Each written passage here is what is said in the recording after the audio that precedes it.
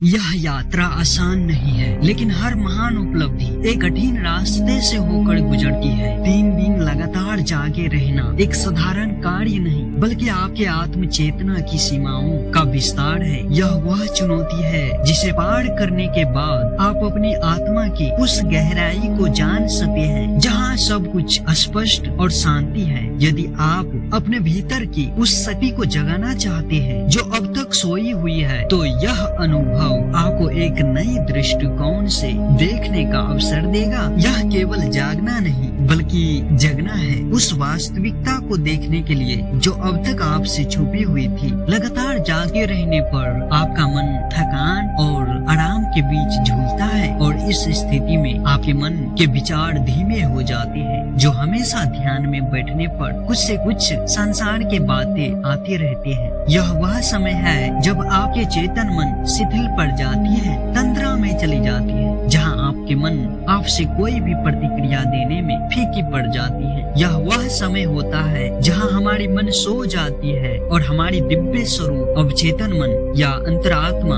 हमसे सहज रूप से बातें करती है, और आप इस स्थिति में सबकॉन्शियस माइंड से कोई भी जानकारी हासिल कर सकते हैं। इसका एक छोटी सी झलक मैं आपको बताता हूँ। क्या आपने कभी किसी कारणवश 24 आवर के लिए भी जागे हैं? यदि हाँ, तो अगले दिन जब आप जाग रहे होते तो आपने अपने अंदर से किसी आवाज को सुनते महसूस किए? हमारे मन और शरीर की सीमाएं हमें बार बार अपनी जगह पर रोकती हैं, लेकिन जब आप इन सीमाओं को पार करते हैं तो आप यह महसूस कर सकते हैं कि आप केवल शरीर और मन नहीं है, बल्कि आप एक अद्वितीय आत्मा है। यह जागरूकता आपको अपनी क्षमताओं और संभावनाओं का एहसास कराती है। 72 घंटे लगातार जागे रहने के दौरान हमारा शरीर और मन विभिन्न चरणों से गुजरता है, जिनका प्रभाव हमारी सोच, संवेदनाएं और आत्म चेतना पर पड़ता है। इसे हम 3 चरणों में जानेंगे। साथ ही हम जानेंगे इसके वैज्ञानिक, आध्यात्मिक दृष्टिकोण और हमारी अनुभव। जब आप 24 घंटे जागे रहते हैं, तब आपके मानसिक और शारीरिक परिवर्तन आएगी।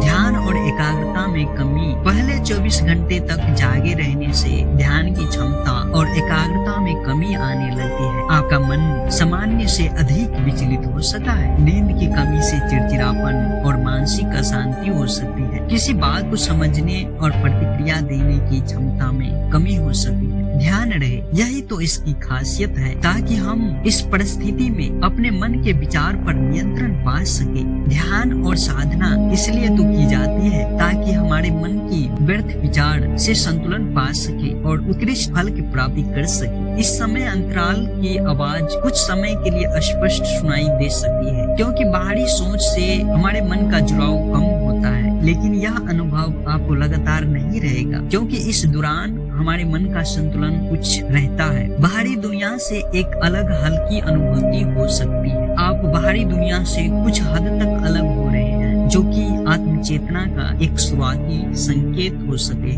दूसरा चरण, इस दौरान बुद्धि और आपके तर्क शक्ति में बदलाव आएगी। सोचने और समस्या हल करने की क्षमता और भी कम हो जाती है। आपकी प्रतिक्रिया समय धीमी हो जाती है और आप सही और गलत के बीच अंतर करना कठिन समझ सकते हैं। कभी कभी चीजें देखने और सुनने में भ्रम पैदा होने लगते हैं, जिसे हेलुसिनेशन कहते हैं। आप इसे इस तरह समझ सकते हैं, इस चित्र में हाथी के कितने पैर हैं और कितने पैर लग रहे हैं। इस चरण में आत्म चेतना का अनुभव बढ़ सकता है। आप महसूस कर सकते हैं कि अंदर से कोई आपको अधिक स्पष्टता से मार्गदर्शन दे रहा है। आपके विचार और भावनाएं अधिक सरल और स्पष्ट हो सकती है, जो आत्म चेतना की ओर इशारा करती है। इस चरण में सोचने की क्षमता, तर्क और निर्णय लेने की क्षमता में काफी गिरावट आती है, जिस कारण हमें अंतर आत्मा, सबकॉन्शियस माइंड हमारे शब्दों की प्रतिक्रिया देती है। आप असंगत और भ्रमित विचारों का